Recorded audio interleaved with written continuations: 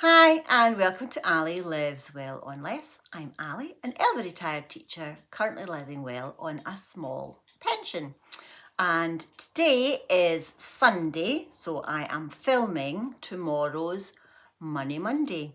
And it's calm after the storm, Storm Éowyn. So thank you so much for everyone who sent good wishes to me and to Miss Luna in the aftermath of the storm. We got off really lucky. The area around me seems to have been quite badly hit, but the little tiny area that I'm in seems to be okay. So I hope lots of you managed to stay safe and haven't had too much damage. So yeah, so we followed that with straight into a yellow ice and snow warning in my area. So I'm sitting a little gingerly today because Miss Luna and I, we had a few escapades on the black ice this morning in our morning walk and I have jarred my back. So yeah, that's going to make life a little bit interesting for the next couple of days. So onwards and upwards as always.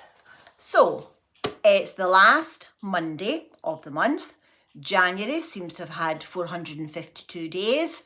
So yeah, we've only got 4 days left until the end of the month. I am not planning on spending any more money, so I feel comfortable doing my figures today. That's not to say something won't pop up, but I'm pretty happy how January has gone.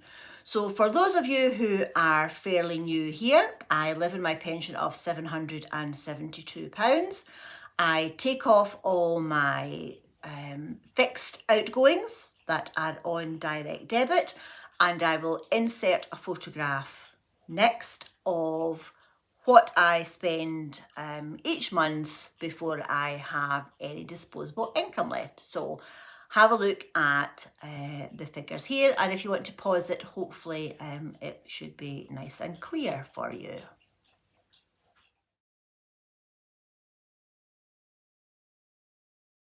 Okay, so once I have taken off my outgoings, direct debits, I have £365 to come off of my 772. So that leaves me with £407 disposable income for the month. So again, I will insert a photograph of what I am holding up, and I'll do that just now. So have a look.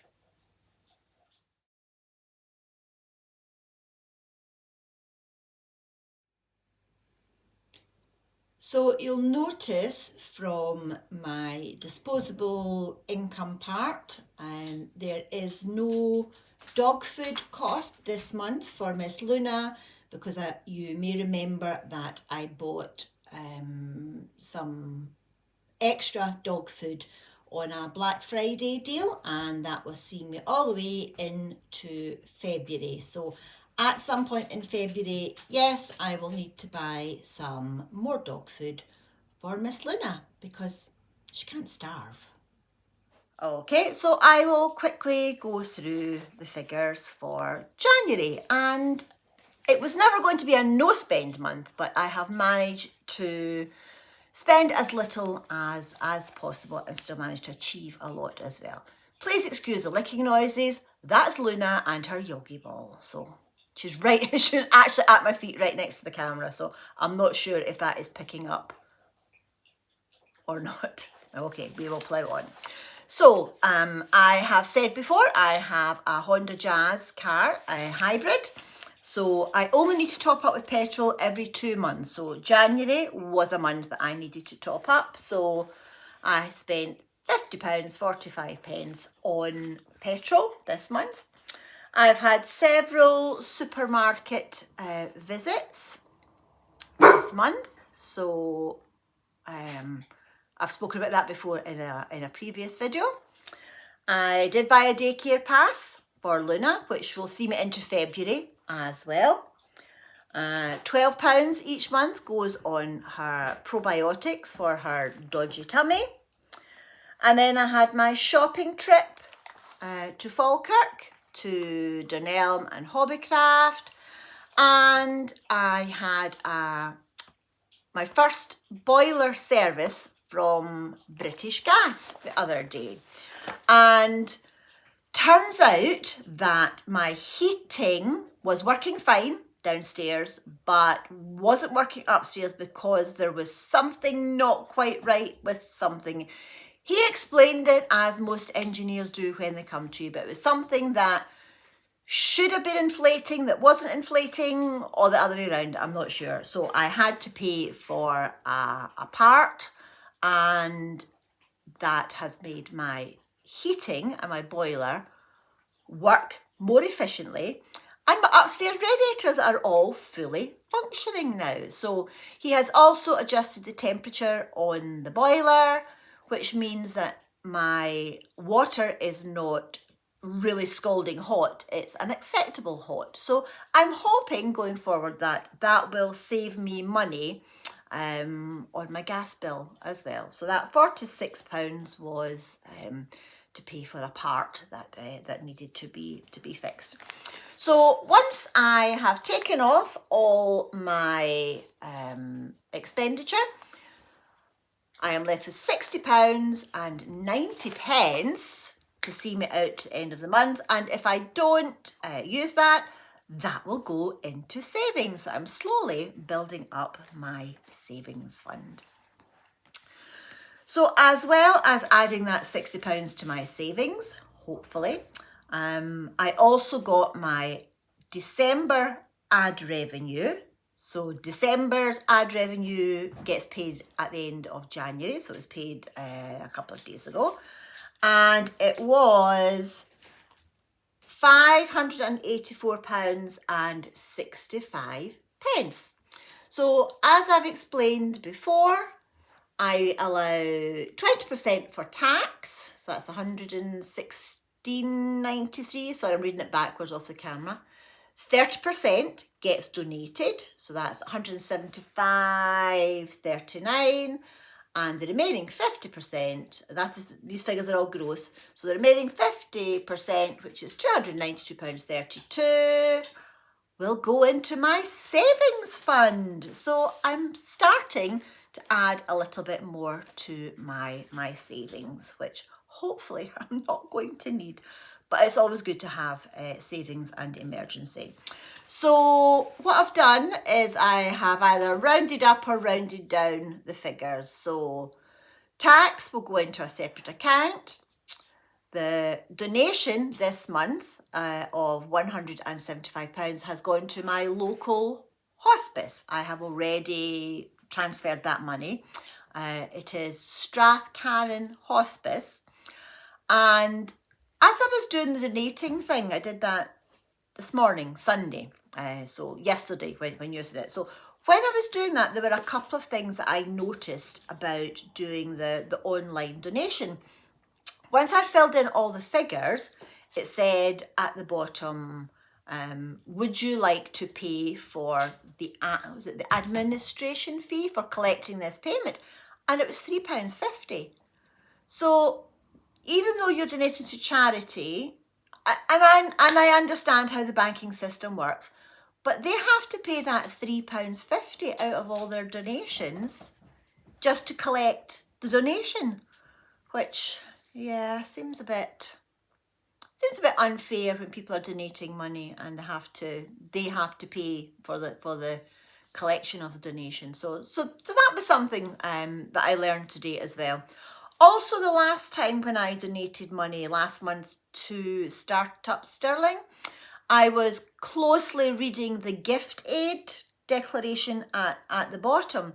Now, each donation I have made, I have not ticked the gift aid box because I currently don't pay tax, although I will this year for the first time in 2 years because my earnings have obviously gone back over the threshold.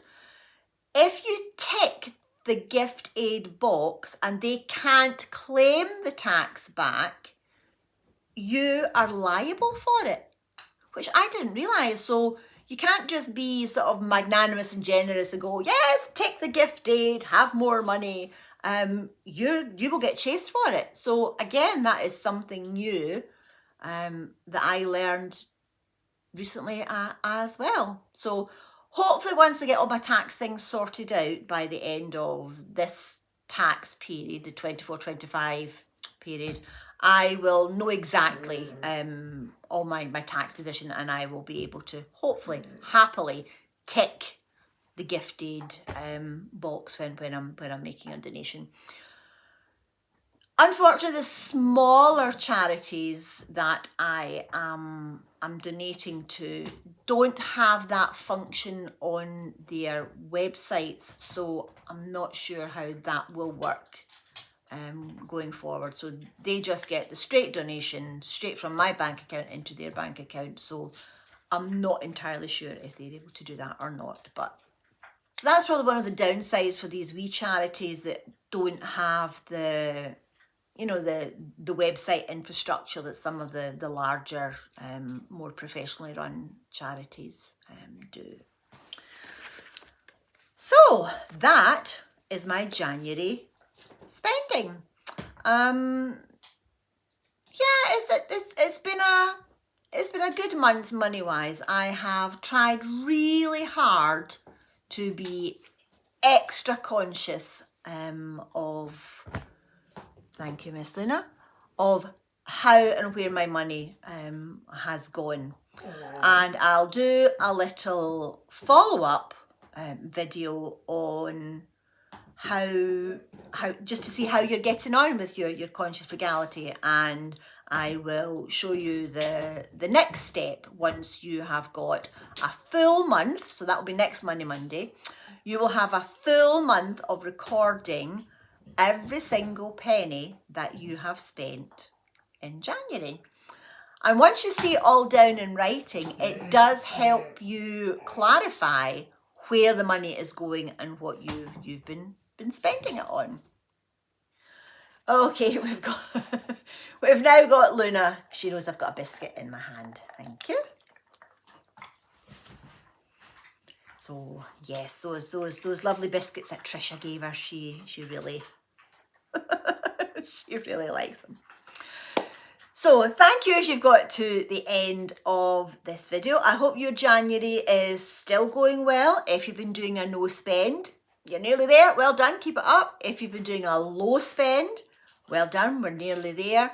And then February, there's only 28 days in February, 4 short little weeks. So hopefully there'll be more scope to save a little bit more money and put some more into savings. So yep, we're looking good. We're looking good here. So hope you're all well and you have survived the storm, the aftermath of the storm, and everything else. And I will see you again next time, possibly for Foodie Friday. There might be a little extra video this week. I'll see if I can get my act together, and we'll maybe have a little talk about the garden and how we're going forward with that. So have a good day, enjoy the rest of your week, and I'll see you next time. Bye.